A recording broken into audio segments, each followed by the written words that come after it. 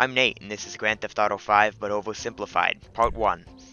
9 years ago, Michael, Trevor, and Brad rob a bank in North Yankton. Classic tutorial prompts to tell us how to play the game. Turns out we're not supposed to shoot the hostages. Get 1,000 things every day. How about you make sure this is one of them? Rockstar failed the realism check already. You only forget on average 4 things a day, so Michael is wrong. There'll be time for grieving later. Yeah, you got that right. I have a feeling this is foreshadowing. Fun fact, if you shoot someone while they're getting out of a car, they continue their animation even though they are technically already dead.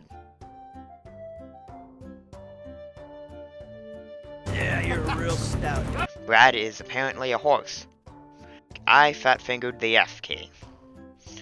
Go right! Beat the train, man! For plot purposes, we were not able to beat the train. I'm hit!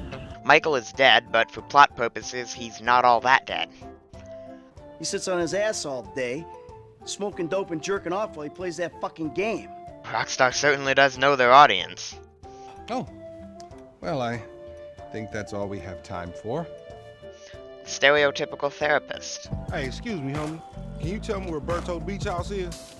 Lanky and yee-ass haircut ask Michael where the place they're about to rob is. Cop Chase to introduce game mechanic of Cop Chase. Because this is not an Ubisoft game, the tutorial was quite short and straight to the point. Rockstar certainly knows how to make a good tutorial. Ubisoft apparently thinks that the best tutorial takes over an hour. Here, under 10 minutes in, and we already have free roam of the entire map. This is how tutorials should be handled.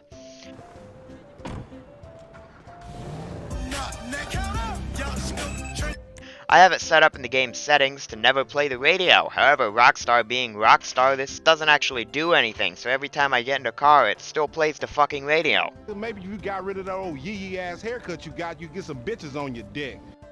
It is revealed that Franklin has a yee-ass haircut, so now we have to go get a non-yee-ass haircut. Using the power of color-changing plastic, we can change the color of the case of our phone just with a setting. Today is repossessing vehicles that fools have purchased at exorbitant interest rates. Well, at least he's being honest about it. Franklin here has been awarded Employee of the Month. You fucking with me, right? Lanky boy butthurt about Franklin getting Employee of the Month. At least you had that old raggedy-ass Harry style. I was about to have to drop your ass. Surprisingly enough, there's actually a change in dialogue if you change the yee-ass haircut to something non-yee-yee. That's not really something I expected from an 8-year-old game. Yee-yee and Lanky go to repo a bike from a gang. Unsurprisingly, this being a video game after all, it goes poorly. And now it's time for the most action-packed and climactic mission of the game. Just look at all the action and the explosions. This mission is bad. Franklin hides around the corner as to not be bothered by his crazy aunt. Wait a minute. Oh, girl. Oh, hey, how much further? We ain't even gone 5 yards yet. That's awesome. Drive to place, cutscene, car chase, cutscene, foot chase, gay dog sex. Man, that's a dude, chop. I, for one, think that this gay dog sex scene was instrumental for GTA 5 to be considered the masterpiece that it is today.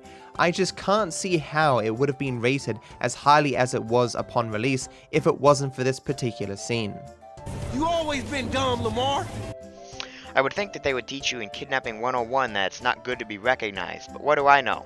This being a video game, acquiring that D goes poorly.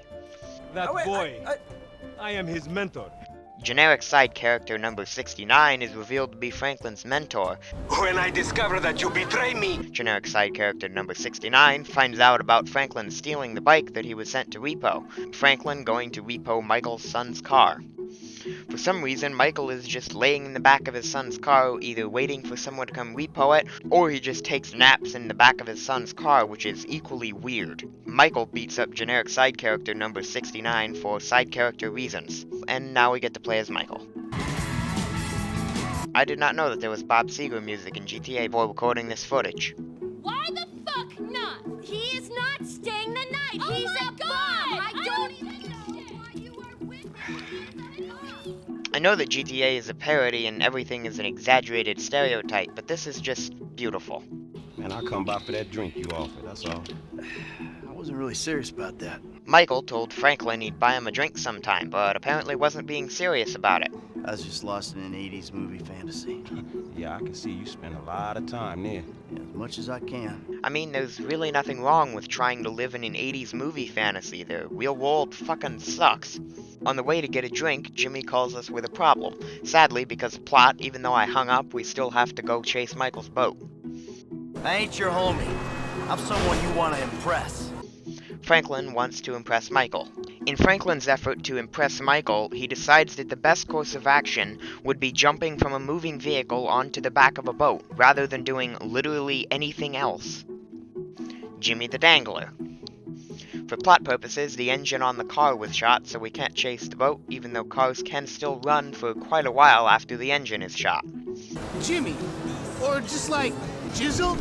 I'm not really sure why anyone would want to be called Jizzle, but then again, I call my cat Meatus, so I guess because America. Hey, look. Chop got to stay around your crib for a while, homie. That's cool? Now Franklin has a dog-a-bro. I'm paying that turd $150 an hour to fuck my wife in my own bed? Michael's wife is sleeping with the tennis coach, so naturally, like any sane person, we're going to pull down a house. Oh!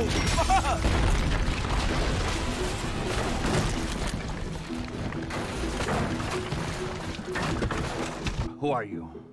I'm Franklin. License.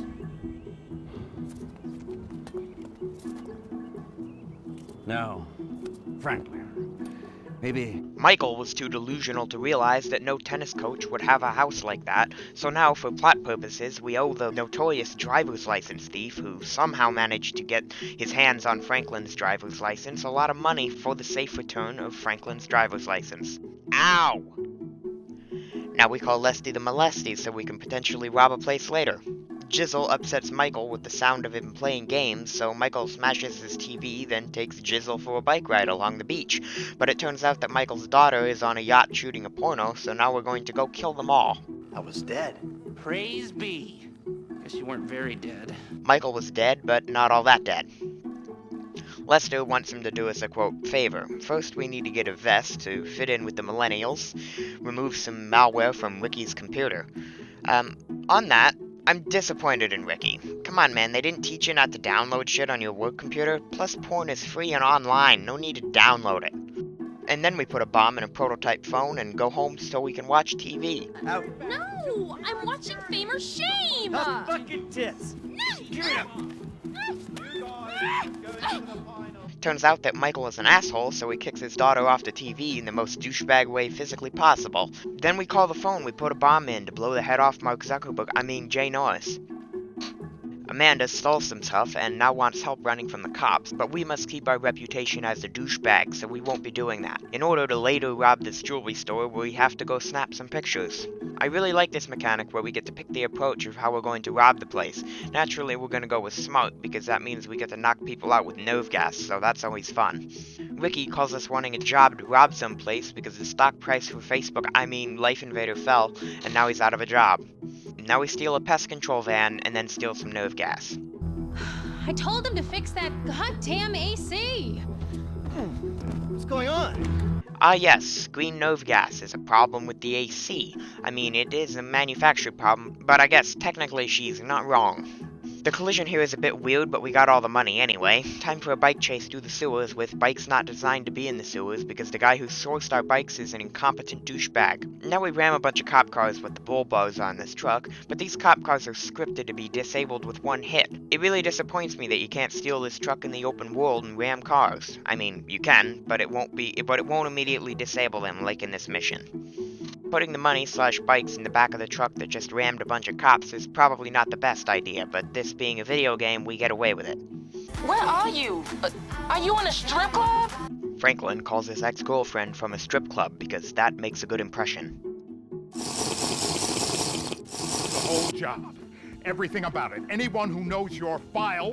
What is wrong with you? Davey! Turns out that Dave, the corrupt FIB agent, is upset about Michael robbing the store because it makes Dave extra paperwork. He pushes me over and says something like, "You forget thousands of things every day. We'll make sure this is one of them." That was pretty scary. This is a surprisingly good transition to introduce a new character. Of course we get to watch Trevor having sex, but he sees a ghost so he's not able to finish, then stomps a biker's head in because he can. I gotta say though, this is a good way to introduce characters from past games without making it horrible. It doesn't really seem that Johnny was just shoved in as a cameo to The Lost and the Damned, which I like. They do a good job at making it feel natural instead of just going with the Ubisoft approach. Hey, cowboy, you mind that I fucked your old lady? Sorry, what was that? Well, no, you don't mind? Oh, because you're a dead man? And the only sentient part you left is this little bit of brain and the gristle on the end of my boot? Well, thank you very much, cowboy. Bullshit! Oh, I like it, denial. Trevor certainly isn't subtle. I like that. This better be bullshit. The bikers understandably get upset that we killed Johnny, so we chase them back to their hideout and kill them all.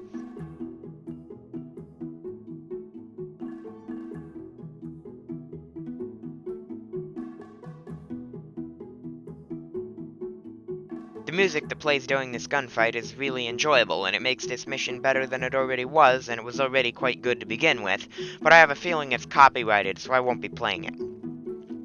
It's time to ram a mobile home into a river. Not sure if that little truck could move a mobile home, but sure. Then we kill the gang leader living in the mobile home. Alright, I'm gonna end this episode here. Next time we get to kill some hillbillies and Trevor reunites with Michael. Don't forget to like and subscribe. Nate out! Come on, go! Get out of the way! We got a window. Oh, shit! This shit was clearing up. No!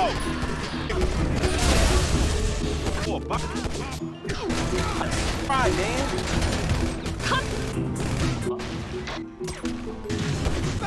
Who makes the Hey, war people! Way out!